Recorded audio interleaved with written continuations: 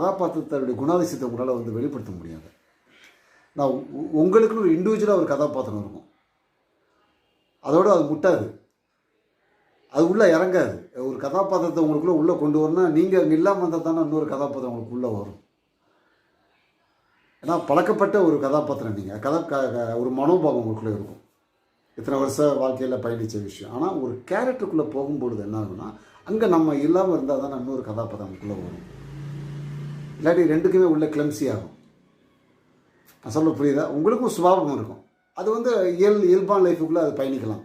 ஆனால் ஒரு கதாபாத்திரத்துக்குள்ளே நம்ம போகும்போது அந்த கதாபாத்திரத்துடைய சுபாவத்தை தான் நம்ம உள்ளுக்குள்ளே கொண்டு வரணும், மனோபாவத்தை.